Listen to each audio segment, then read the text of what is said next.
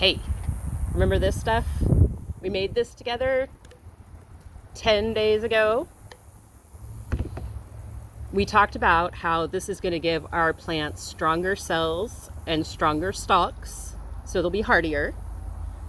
We talked about how it is going to improve the way that they use light and the way that they move water. And we talked about how this magical grossness is going to make more flowers, denser flowers, and higher quality flowers, so that on our indoor and our outdoor plants we can get better yields of flowers and fruit. So, I'm McCare, this is More Prana Gardens. If you wouldn't mind, do that YouTube button thing and we'll move on. So you might see I've already tapped into this jar.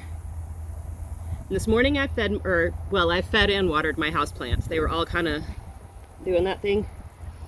So I got them, it's kind of slimy, y'all. I got them fed by bottom watering them. So this is Archibald. Yes, I name my houseplants. I don't name all of my outdoor plants. There's just too many. I can't keep up with it. But the houseplants have names. So this is Archibald. And what I did for him was I put a little bit of the banana peel juice down into this bowl, and then I put water in it. And I set Archibald in there, and I let him soak it up. He just stuck a leaf up my nose, pardon me. Now, if soil sits dry for a long time, it can become hydrophobic. Scooch over, Archie. Which means that it doesn't want to let more water into its little gaps in the soil. So after I let him sit there for a little bit and realized he wasn't going to drink all that up, I poured a little water on top, and that helped create a suction to help it pull in more. So that's one thing you can do with this. We can also bottom water seedlings. I'm just going right here. All right. Now, if you know me, you might know that I am not a big measurer. So,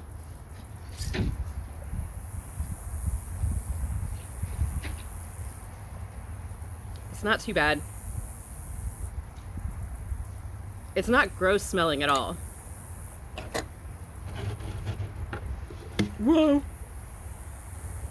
So, we can go anywhere from 5 parts water to 1 part banana peel tea, down to 1 cup per gallon, which if you're adding 1 cup and 1 full gallon, that's 1 to 16, I believe. If I'm wrong, I'm very sorry. And then if you dump the cup in there first and then fill up a gallon, it would be 1 to 15. So it's in there. So I'm gonna pour some in there.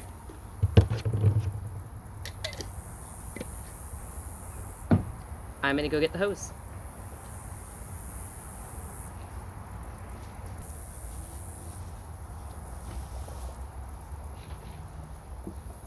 Hose attained. All right, I'm gonna spray this over here so I don't get the whole table wet. Ooh, that water in the hose is hot. It's only in the 70s today. It shouldn't be that hot. All right, a little better.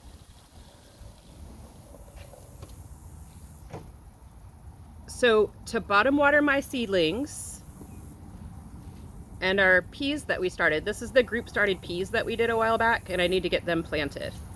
But all I'm gonna do is just pour it into the bottom of this tray. I already know that this soil is not hydrophobic because I made these yesterday and they've already had water. And I'm gonna move this one out for right now to show y'all something else. Okay, so to bottom water, all I do is literally pour the water in the bottom, and the plants will drink it up through the holes in the bottom of the pots.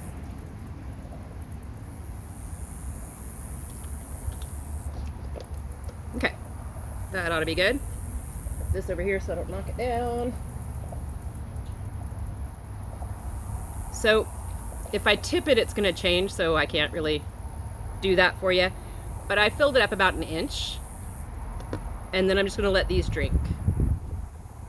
Okay, so that's bottom watering houseplants, bottom watering seedlings and outdoor plants.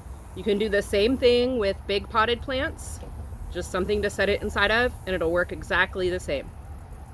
Oh, and a little word of caution about houseplants. This can attract gnats and flies and things like that. So if you start to notice gnats after you do this, or if you want to do this preemptively, you can take and just sprinkle cinnamon right on top of your soil, and that will, I'm not sure if it inhibits the gnats or if it kills them. I believe it just inhibits them. And then you can also take a spray bottle.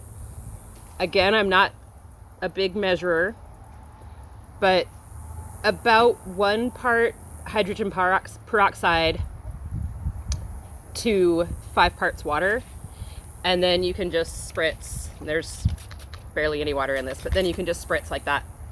And that helps with the fungus gnats as well.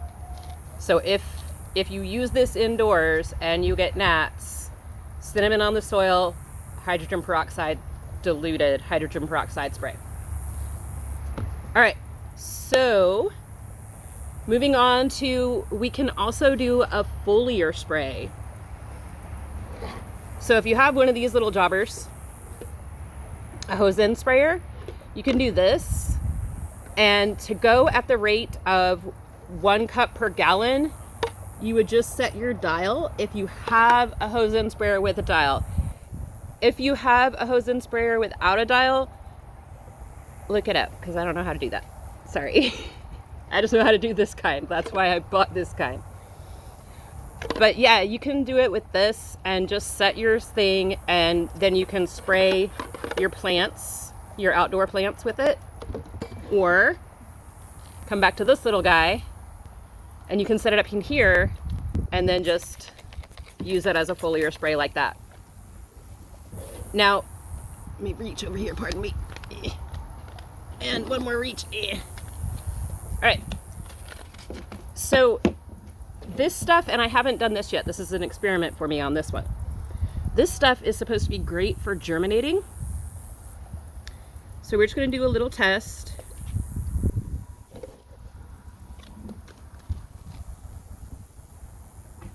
Oops. Let me see if I can get that. I love these because they're so tenderly and beautiful. Well, you can see how tenderly they are. They climb really beautifully. These make purple peas, but when you cook them, they cook to green. Not that I have ever cooked them. I always just end up snacking on my peas in the garden. So I'm gonna soak these. That one doesn't look good, but I'm gonna let them stay in there. I'm gonna soak those for a couple of hours. I'm also gonna start a little pot of peas, so I'm just gonna take Archibald's swimming pool here. And I'm gonna wet down this soil. Doodly doodly doo with the banana water.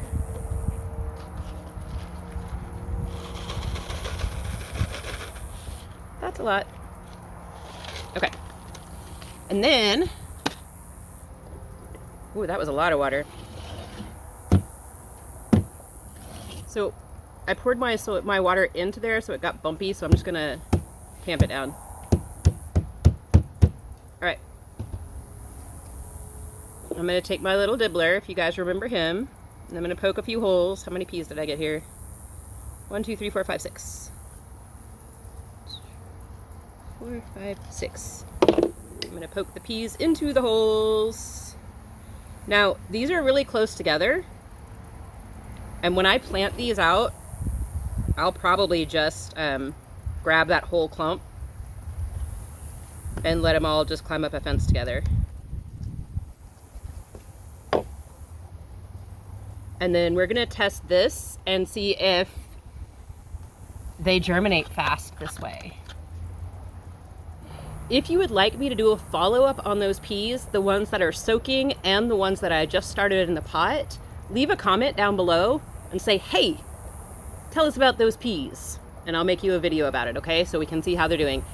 And I'll take it one further, and when I go back inside, I will soak some peas in just water so we can have a comparison.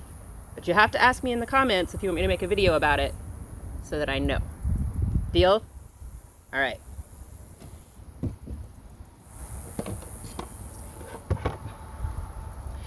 And of course, you can water your garden plants as well. You can either use your hose-in sprayer or a much larger watering can than this one. I feel like this would take a while to water your gardens. But if you have the big 1 gallon one, or larger if you want to carry that, you can do that. Or they make the big backpack hose-in sprayers if you just want to knock out everything at one time. But for me, this usually gets the job done. I have to refill it a couple of times, but it's fine. It's totally worth having stronger stems, stronger cells, better photosynthesis, better watering, bigger, better fruit and flowers. Totally worth it.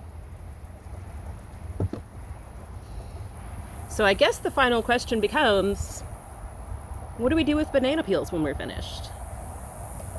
Well, we have some options. You could throw them away, but that would really be terribly wasteful. You can bury these, and all the same attributes that are in the juice are going to go into the soil. Now, they're not going to go directly into the soil to be taken directly up by your plants. Soil microbiology, which my tongue seems to trip over, is going to have to come and gnaw on these and break them down and pass them through their little tiny bodies and all that good stuff. But you can do that. I would probably not bury these in an indoor potted plant. Outdoors would be okay, I think, but indoors, I think that you're for sure going to attract gnats that way. So maybe no on that.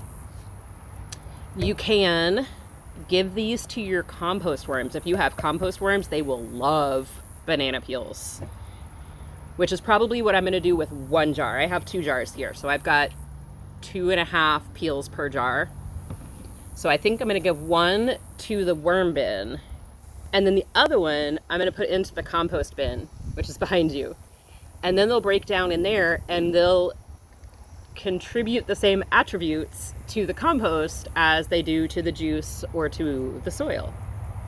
So that's all pretty simple, pretty awesome. We made this from banana remnants. And in case you wondered, the poor little bodies of the bananas are in the freezer waiting for another life. Except for the one I made pancakes with. So, thank you all for joining me. Thanks for making banana peel tea with me. I'm going to put the video for how to make it up here, and that video is going to have all of the facts about like what the calcium does, what the phosphorus does, all those good things. Okay, they're going to be in that video, and then YouTube's going to pick a video for you down here. Alrighty, thanks so much. Later, y'all.